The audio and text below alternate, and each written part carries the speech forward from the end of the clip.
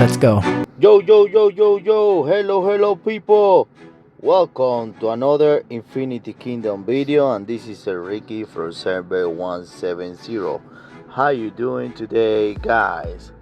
So today we're gonna be talking about all the new things coming in Infinity Kingdom, and that's a new update coming up, and it's right here. It's the patch 2.7.0, and let's see what is important and what are those new changes coming in this new update or patch. Okay, so it says thank you for your patience. The long awaited new version of the Legend of Frostborn is about to go live.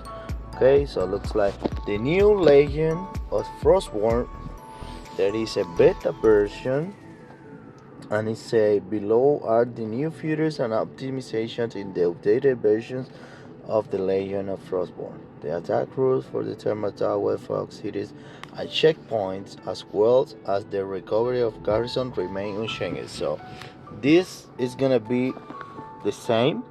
So there is not any change about this. It say this season of the Legend of Frostborn is a trial. The matchmaking system and faction assignment may undergo modifications based on testing results. Okay, so looks like there will be a better matchmaking, so that we pair servers about the results. Okay, so let's see. Opening requirements say the new Legend of Frostborn will open during the conquest season. Okay, that's nice. Alliances ranking at level 4 or higher and lords at level 15 or higher can head to the Frozen Realm to participate in the Legend of Front. Okay, so let's see about matching system. Okay, server matching say as the ultimate challenge of Legend of Frostborn, the conquest season will match opponents based on the various factors such as low power, historical battle performers, lore activities, and past participation in Legend of Frostborn. This ensures fairness in grouping rules across different strength levels. Okay, it sounds really nice. That's gonna be more like fair. And say after entering the conquest season, a seasonal loot mode will be initiated after each round of the conquest season ends. A new round of the conquest season will begin. Nice. So here the faction assignment. After server matching, initial faction assignment will be made. The four factions emerging from the Blizzard present abundant opportunities for teamwork and battles. Okay, faction selection. Say the faction selection will be available 48 hours before the battlefield opens. The top 8 alliances in the alliance power within the same division will be automatically assigned at the faction, while other alliances spawn areas are decided by alliance leader. Okay, that sounds good. Once the alliance leader has made a selection, all lords within the alliance will enter the Frozen Realm aligned with the chosen faction. Faction Mark, the system will lock the alliance faction choice 24 hours before the start of battle. Lords within the alliance will be marked with the same faction mark as the alliance. If an eligible alliance has not chosen a faction, the system will automatically assign one.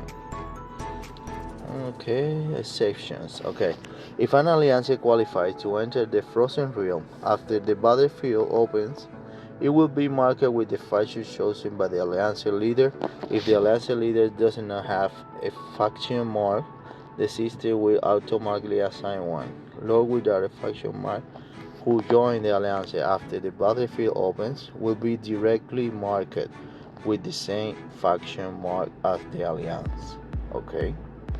And number 4 say once the faction assignment option is opened, you will be restricted from server migration until the end of the war. Okay, Say federation system. Okay, establishing and maintaining a diplomatic relation is crucial for the survival and expansion of alliances. In the new legend of Frostborn, the federation system will replace friendly alliances, playing a more powerful diplomatic role while the hostile alliances remain unchanged. That's interesting.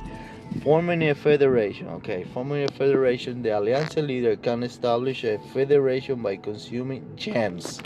Wow, that's gonna cost gems. Okay. A federation can be composed of up to 4 alliances. The leader of the alliances that form the federation will automatically become the federation leader. The federation leadership can be transferred. Okay, that's nice too. That's some interesting formation requirements. Alliances joining the same federation must belong to the same faction.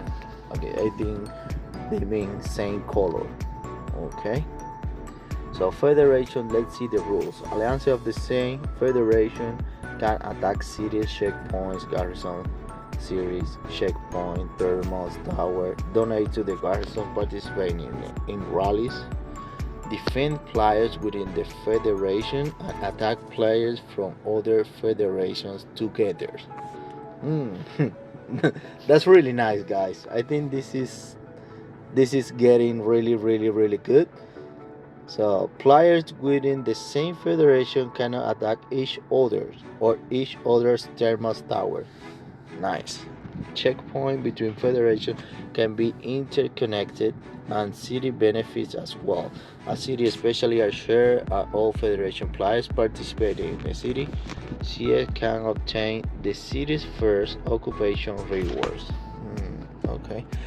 Number 4. If multiple alliances of the same federation participate in the attack on a city checkpoint, the city checkpoint will belong to the alliance that defeats the last troops of the city garrison. So the last who win, the last hit, that going to own the checkpoint.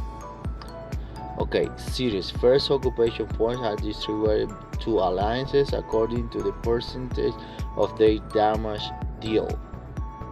Cities continuous occupation point belong to the alliances that own the city. Okay, so it says city first occupation points. Okay, the points of the occupation will be this. It's about the damage. Who makes more damage, it will make more points. So weather system. The weather in the frozen realm is unpredictable. The weather in each province may vary. Okay, weather change. Lords can check the current weather of each province in the frozen realm through the weather panel, and the system will forecast the next day weather in advance.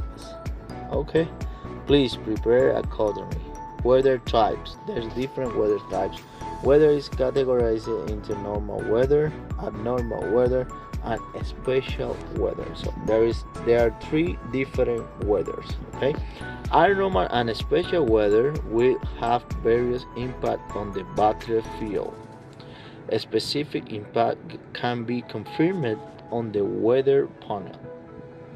Okay, so you can go to the weather panel and check about the weather and everything.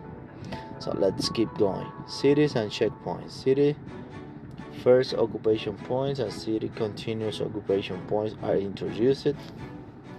Cities first occupation points are distributed to alliances according to the percentage of their damage dealt. Okay. Cities continuous occupation points belong to the alliance that owns the city. Number 2, checkpoints.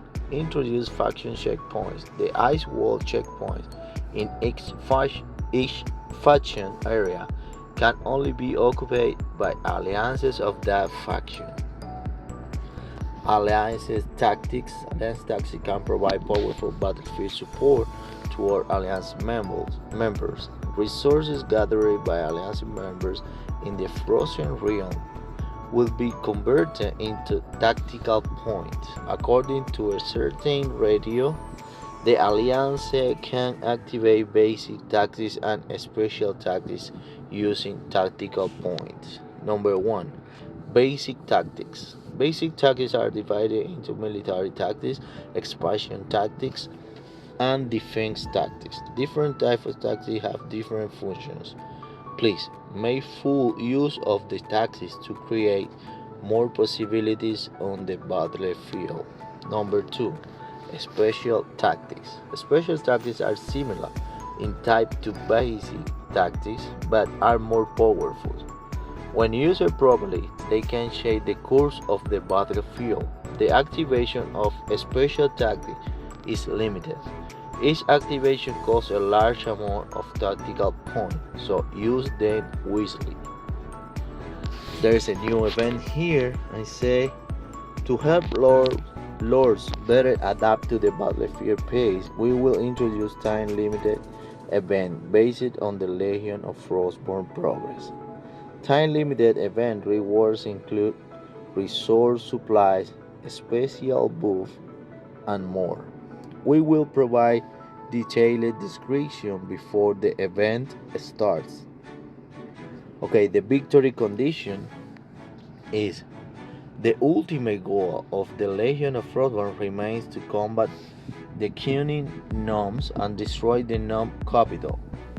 While the battles have become more challenging, the rewards have also become more lucrative. In the new Legion of Frostborn, victory will be determined by the personal Legion marks, alliance points, and faction points, with reward distribute accordingly. Okay, so number 1, personal Legion marks. So this is similar as before. So personal Legion marks are obtained through any honor, gathering resources, defeating knobs and non-bosses, constructing thermal tower, demolishing enemy thermal towers, destroying other lords' territory, prosperity, forcing other lords to teleport away. So it's almost the same. Defeating cities. Okay. So number 2, alliance reputation. Alliance reputation consists of 2 parts: the cumulative personal Legion mark of alliance members, automatically converted to alliance reputation. So this look almost the same. Okay, the total of these 2 parts will be converted to alliance reputation to final evaluation. Faction reputation is the total alliance reputation of all alliances belonging to the faction. And the victory rewards. Let's talk about rewards. The alliance with the highest faction reputation can draw from the divine prophecy, guaranteed to obtain Manco Capac or Himiko after 20 draws. That sounds good for those people who doesn't have them. Okay, the alliance with the second highest faction reputation can draw from the divine's will, guarantee obtain Theodora or Tomiris after 20 draws. Wow, I like Theodora and Tomiris. All other alliances of different factions can obtain a random Holy or Shadow Immortal after 20 draws. It sounds really nice. Optimization, battle duration. The battle duration has been extended. Each battle has been adjusted from 20 seconds to 150 seconds. Okay, Darius acquisition method adjustment. Okay, server entering the conquest season can summon and obtain Darius 1 in the Hall of Immortals. That sounds pretty good. Thank you, Ike. So number 3, festival event items. After the festival event ends, all event related items will automatically disappear. So use all the items about the festivals events, otherwise you will lose. Okay, it's a balance adjustment, tower of knowledge skill adjustment. So they're gonna be some nerf or change in the skills, and the first one is assist before adjustment. Okay, before the change, the new one.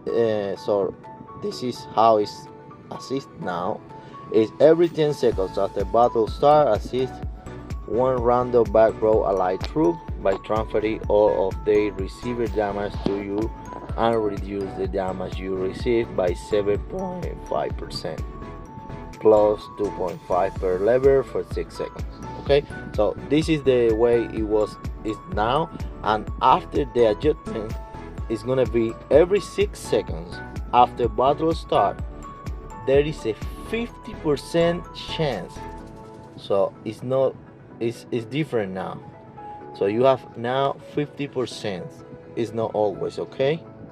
So you have 50% a chance to assist one random barrel ally by transferring all their received damage to you. Okay, so this is the same, but it will reduce less damage. Before was 7.5, now gonna be 6%. So now assist is gonna be a little bit worse than before. Okay, before it was really nice. So we have to try now and see if it's still working good or if it's not working to use in the main match. Okay, so this is another chain and another skill, drastic action. This is a legendary skill. Okay, so before the adjustment, after the battle start, there is a 60% chance to deal physical damage to the enemy with the lowest HP every 6 seconds. Okay, reducing the healing they receive by 50% if the target HP is below 70%. The damage will be dealt again. Okay, so this is how it is now, and let's see this change. Say, after the battle start, there is a 60% chance to reduce the healing received by all enemies. So here is a big change. So before say